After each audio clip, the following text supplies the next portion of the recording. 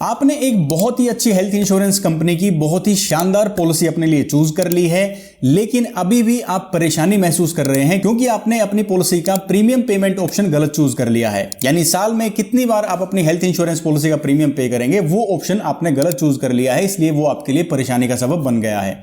अब ये जो हेल्थ इंश्योरेंस के प्रीमियम पेमेंट ऑप्शन हैं, ये बेसिकली कितनी तरह के हैं और कौन कौन से ऑप्शन कंपनी आपको ऑफर करती है, इनको ऑफर करने का कारण क्या है, कंपनी इतने ऑप्शन आपको क्यों देती है, इनमें से सबसे सस्ता ऑप्शन कौन सा है और सबसे महंगा प्रीमियम पेमेंट ऑप्शन आपके लिए कौन सा रहेगा, आप कैसे डिसाइड करेंगे कि आपके लिए बेस्ट प्रीमियम पेमेंट ऑप्शन कौन सा है और हर प्रीमियम पेइंग ऑप्शन के प्रोज एंड कॉन्स क्या हैं, यानी उसके फायदे क्या हैं और नुकसान क्या हैं, ये सब डिटेल में आज के वीडियो में हम समझने वाले हैं। इस वीडियो को बनाने का मेरा एक ही मकसद है कि जो आपने मेहनत की है अपनी हेल्थ इंश्योरेंस पॉलिसी को चूज करने की और उसकी सारी रिसर्च करने की, सारी कवरेजेस और बेनिफिट्स को समझने की, वो एक छोटे से डिसीजन से आपका एक्सपीरियंस खराब ना कर दे, जो कि बार बार आपको परेशान कर सकता है। तो अपने हेल्थ इंश्योरेंस पॉलिसी के प्रीमियम पेइंग ऑप्शन के बारे में भी आपको एक बार जरूर ध्यान से समझना चाहिए। तो देरी किस बात की, आइए फटाफट वीडियो को शुरू करते हैं। सबसे पहले दोस्तों समझते हैं कि हेल्थ इंश्योरेंस का प्रीमियम पे करने के कौन कौन सा ऑप्शन इंश्योरेंस कंपनीज, ब्रोकर्स या फिर एजेंट्स आपको दे सकते हैं। सबसे पहले मंथली फ्रीक्वेंसी है,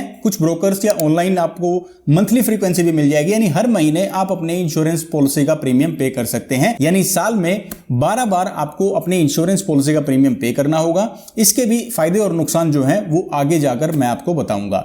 दूसरा ऑप्शन आता है क्वार्टरली ऑप्शन, हर 3 महीने के बाद आपका प्रीमियम डिडक्ट कर लिया जाएगा और ऐसे करके पूरे साल के अंदर 4 बार आपको अपनी पेमेंट करनी है, जो कि आपके लिए कन्वीनियंट भी हो सकता है और इसके कुछ नुकसान भी हैं, वो भी हम वीडियो में आगे डिस्कस करेंगे।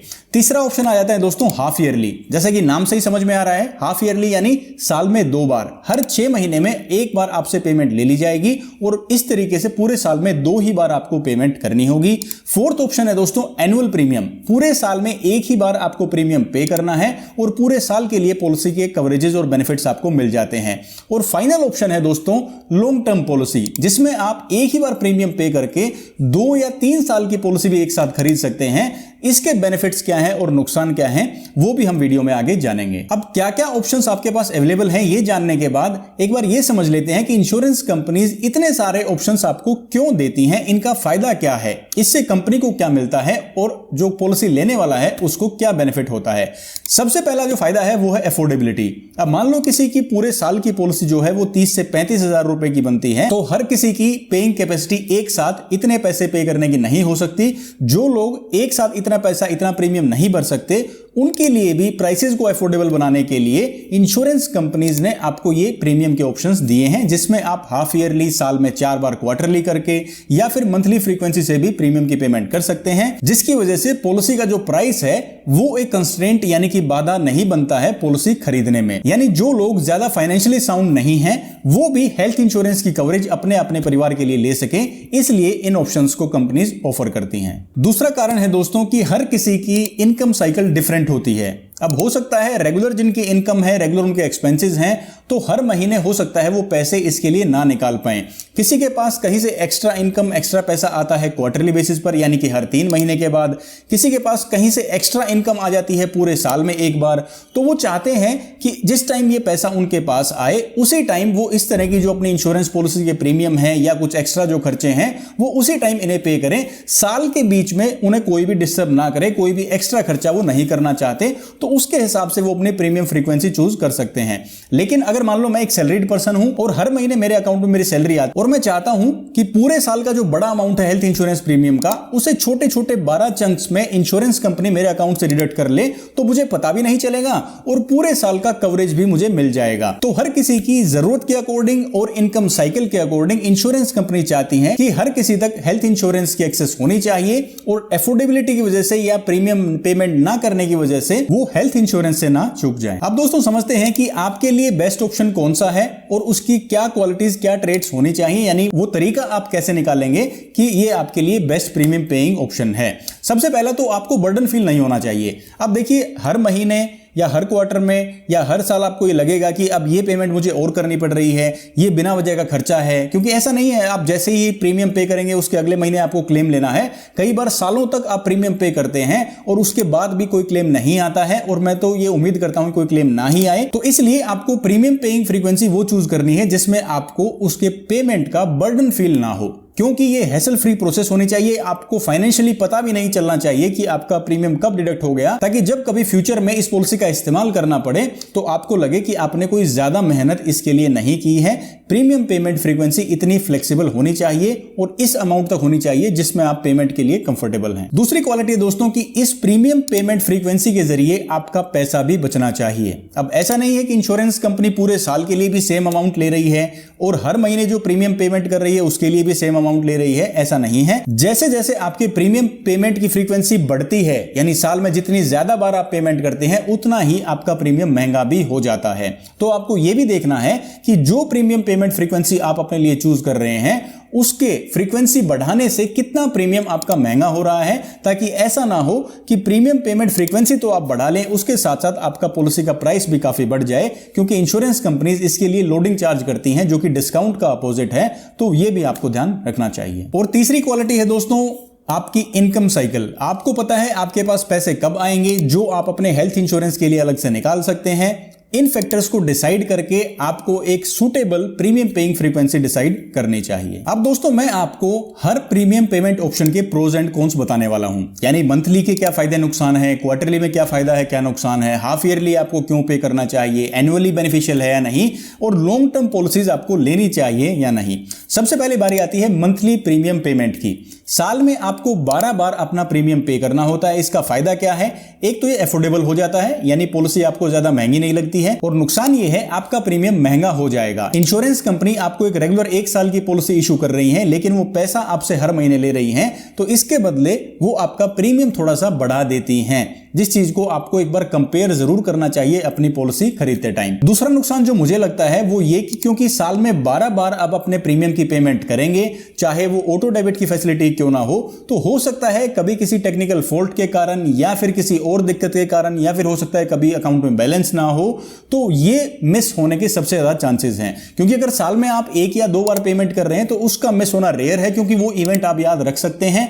लेकिन साल में 12 महीने यानी 12 बार पेमेंट होगी, तो हो सकता है किसी बार आपको ध्यान ना रहे, कोई टेक्निकल फॉल्ट आ जाए, तो जितनी प्रीमियम पेमेंट की फ्रीक्वेंसी ज्यादा है उतने ही ज्यादा चांसेस हैं कि किसी वजह से वो मिस ना हो जाए। तो अगर पॉसिबल हो कि अगर आप अफोर्ड कर सकते हैं इस प्रीमियम को, तो मंथली जो फ्रीक्वेंसी है इससे बचें। नहीं तो ऐसा नहीं है कि आपको मंथली फ्रीक्वेंसी नहीं लेनी चाहिए। हेल्थ इंश्योरेंस ना लेने से बेहतर यह है कि आप हेल्थ इंश्योरेंस लें और मंथली फ्रीक्वेंसी भी आप चूज कर सकते हैं। नेक्स्ट ऑप्शन आ जाता है दोस्तों क्वार्टरली पेमेंट, यानी हर 3 महीने के बाद आपके अकाउंट से ऑटो डेबिट ये अमाउंट हो जाएगा, या आप मैन्युअली भी पे कर सकते हैं। यानी साल में 4 बार आपको इसका प्रीमियम पे करना है और उसके बाद आपकी हेल्थ इंश्योरेंस पॉलिसी भी कंटिन्यू बनी रहेगी। इस तरह से अगर आप पेमेंट करते हैं तो पूरे साल का जो पॉलिसी का प्रीमियम है वो थोड़ा सा सस्ता होगा जो मंथली फ्रीक्वेंसी है इससे, क्योंकि आप यहां पर 3 महीने का एक साथ पैसा इंश्योरेंस कंपनी को दे रहे हैं, तो यहां पर जो लोडिंग लगाई जाती है आपके प्रीमियम के ऊपर वो थोड़ी सी कम रहेगी मंथली फ्रीक्वेंसी से, लेकिन ये महंगा रहेगा हाफ ईयरली ऑप्शन से, यानी जो साल में 2 बार आप पेमेंट करेंगे उससे ये पॉलिसी थोड़ी सी महंगी जरूर रहेगी। लेकिन अगर आप कंफर्टेबल हैं, आपकी इनकम साइकिल अलाउ करती है, तो आप साल में 4 बार भी पेमेंट का ऑप्शन चूज कर सकते हैं। नेक्स्ट ऑप्शन है दोस्तों हाफ ईयरली। हाफ ईयरली में साल में सिर्फ आपको 2 ही बार प्रीमियम पे करना है। ये एनुअल जो आपका प्रीमियम है, सालाना जो प्रीमियम है, उससे थोड़ा सा ही महंगा आपको पड़ेगा और आपकी पॉलिसी का प्रीमियम 2 हिस्सों में डिवाइड हो जाएगा। साल में 2 बार आपको पेमेंट करनी है और आपको कवरेज पूरे साल की मिल जाएगी। अब यहां पर आपने मंथली, क्वार्टरली और हाफ ईयरली, यानी एक साल में एक बार से ज्यादा जब अगर आप पेमेंट करते हैं तो वो ऑप्शन आपने समझ लिए हैं। इनके फायदे मैंने आपको बताए हैं, लेकिन एक नुकसान भी है। नुकसान इन द सेंस, वो नुकसान ऐसा नहीं है कि वो आपको कुछ नुकसान होगा, लेकिन जो ये प्रीमियम पेमेंट फ्रीक्वेंसी की जो साइकिल है ये ब्रेक हो जाती है। ये कब होती है? मान लो आपने मंथली फ्रीक्वेंसी चूज की, 2, 3, 4 महीने का आपका प्रीमियम जा चुका था और इस दौरान कोई क्लेम आ जाता है। अब जब भी आपका प्रीमियम आप पे करते हैं, चाहे वो मंथली पे करेंगे चाहे वो क्वार्टरली पे करेंगे, पॉलिसी इशू 1 साल के लिए होगी। मान लो आज मैंने पॉलिसी खरीदी और मैंने 1 महीने का प्रीमियम पे कर दिया, तो वो पॉलिसी 1 महीने के लिए वैलिड नहीं है, वो पूरे साल की पॉलिसी इशू होती है, लेकिन उसका जो प्रीमियम पेमेंट टेन्योर है वो हर महीने का है। 2-3 महीने का प्रीमियम पे करने के बाद मान लो मैंने कोई क्लेम फाइल कर दिया और वो क्लेम मुझे मिल गया, क्लेम अप्रूव हो गया तो इस क्लेम प्रोसेस के दौरान ही इंश्योरेंस कंपनी मुझसे पूरे साल का प्रीमियम ले लेगी। क्योंकि मान लो मैंने 2-3 महीने प्रीमियम पे करके कोई क्लेम फाइल किया और क्लेम मैंने ले भी लिया, तो हो सकता है मैं बाकी साल का प्रीमियम पे ही ना करूं। इसलिए इंश्योरेंस कंपनी अगर ये कैशलेस क्लेम है तो आपके कैशलेस क्लेम की सेटलमेंट में से ही आपके बाकी बचे हुए टेन्योर का प्रीमियम डिडक्ट कर लेंगी, और अगर ये रिइंबर्समेंट क्लेम है तो उसमें से भी आपको बचे हुए टाइम का प्रीमियम डिडक्ट करके ही आपका क्लेम अप्रूव किया जाएगा। सेम यही चीज हाफ ईयरली फ्रीक्वेंसी में भी है। यानी आपको अगर साल में 2 बार अगर पेमेंट करनी थी प्रीमियम की और आपने 1 बार पेमेंट की है और क्लेम आ जाता है, तो बाकी बचे हुए टाइम का जो प्रीमियम है वो भी आपके क्लेम में एडजस्ट कर दिया जाएगा। अब दोस्तों बारी आती है एनुअल प्रीमियम की। ये सबसे स्टैंडर्ड टाइम है। अगर आपको कोई भी पेमेंट का कंस्ट्रेंट नहीं है या आपको नहीं लगता कि ये कोई बहुत बड़ा प्रीमियम है जो आपको पे करना है, तो आपको कम से कम एनुअल फ्रीक्वेंसी तो रखनी चाहिए। हाफ ईयरली के लिए भी आप जा सकते हैं, लेकिन एनुअल फ्रीक्वेंसी में क्या है, साल में 1 बार आपको पेमेंट करनी है और पूरे साल के लिए फिर आपको कोई बोदरेशन नहीं है, ना ही कोई पेमेंट डिडक्ट होगी, ना ही आपको याद रखना है और ना ही पेमेंट के स्किप या मिस होने के चांसेस हैं। लेकिन मैं ऐसा नहीं कह रहा हूं कि सबको एनुअल ही फ्रीक्वेंसी लेनी चाहिए, लेकिन मेरा कहने का मतलब यह है कि अगर और कोई भी फैक्टर आपके डिसीजन को इन्फ्लुएंस नहीं करता है तो आपको कम से कम एनुअल फ्रीक्वेंसी रखनी चाहिए। नहीं तो आप अपनी पेमेंट साइकिल के हिसाब से, अपने बजट के हिसाब से, अपने कन्वीनियंस के हिसाब से कोई भी ऑप्शन चूज कर सकते हैं। अब फाइनली बारी आ जाती है दोस्तों लॉन्ग टर्म पॉलिसी की।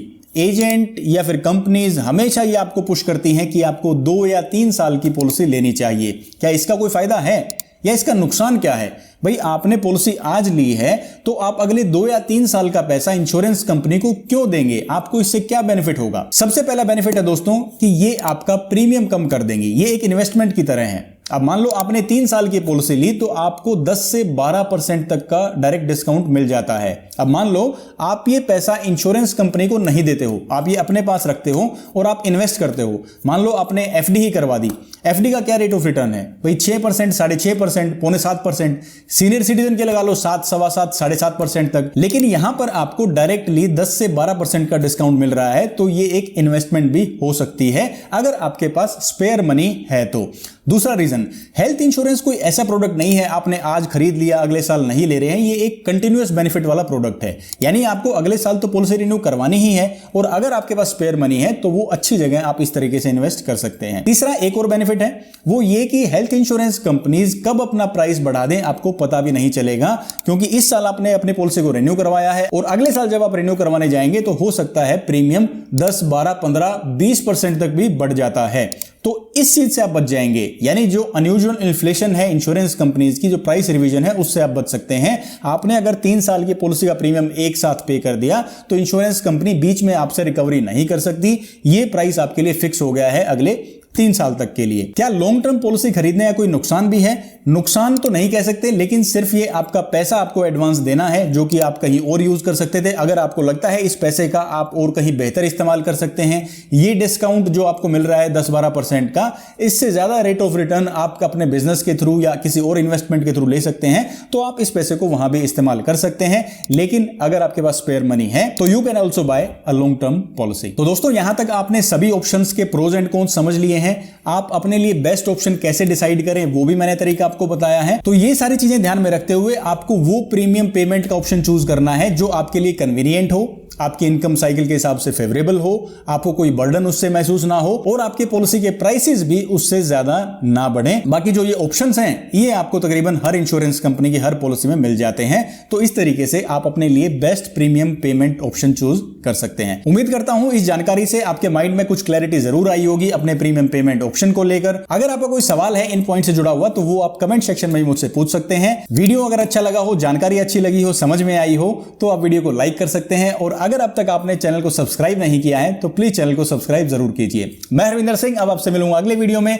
तब तक के लिए आप अपना ख्याल रखिए, खुश रहिए और स्वस्थ रहिए। जय हिंद।